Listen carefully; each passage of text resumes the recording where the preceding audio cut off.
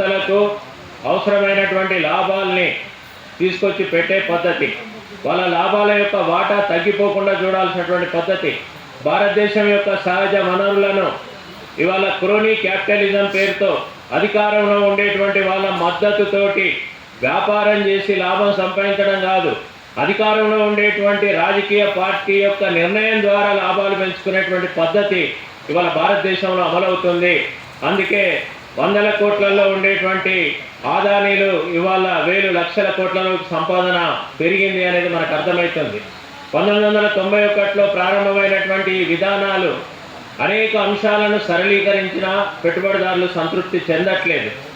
ఇవాళ పెట్టుబడిదారులకు కావాల్సింది లిబరలైజేషన్లో భాగంగా లేబర్ మార్కెట్ని లిబరలైజ్ చేయాలి.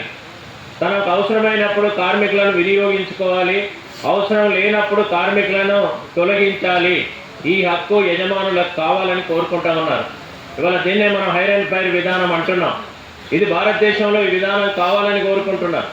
దాని నరేంద్ర మోడీ పెట్టుబడిదారుల పక్షాన, కార్పొరేట్ వర్గం పక్షాన, బహుళజాతి కంపెనీల పక్షాన ఇవాళ భారతదేశంలో ఈ కార్మిక చట్టాలు పాతబడిపోయినాయి, వీటన్నిటినీ కొత్తగా నవీకరించి కొత్తదనంతో ముందుకు తీసుకొస్తున్నా అని చెప్పి పేరు చెప్పి ఇవాళ ఈ చట్టాలకు ఉండేటువంటి పదును తగ్గించి కార్మికులకు రక్షణ లేకుండా చేసినటువంటి ఒక దుర్మార్గమైనటువంటి పద్ధతి ముందుకు వచ్చింది.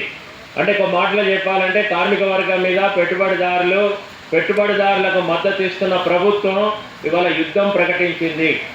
ఈ యుద్ధాన్ని మనం స్వీకరించి పోరాటం చేయడమా, లేకపోతే ఇక మనం ఏం చేస్తామో అని చెప్పేసి వదిలేయడమా, అడుగు వెనకకేయడమా అనేటువంటిదే మన ముందున్నటువంటి సమస్య. అందుకని ఇవాళ మనం ఈ యుద్ధంలో గెలవాలి. ఈ యుద్ధం ప్రతిఘటనగా మారాల్సినటువంటి అవసరం ఉంది.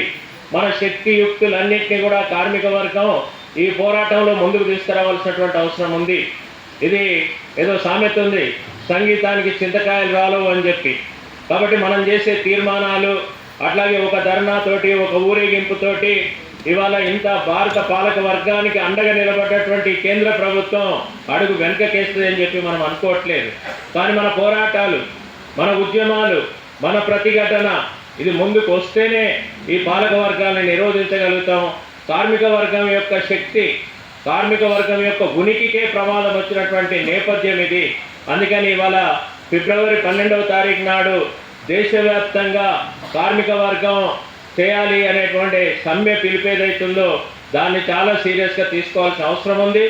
ఆ పిలుపును జయప్రదం చేయడానికి సిఐటి రాష్ట్ర ప్రధాన కార్యదర్శి కమ్రేడ్ పాలడుగు భాస్కర్ గారు ప్రవేశపెట్టినటువంటి తీర్మానాన్ని నేను బలపరుస్తున్నాను.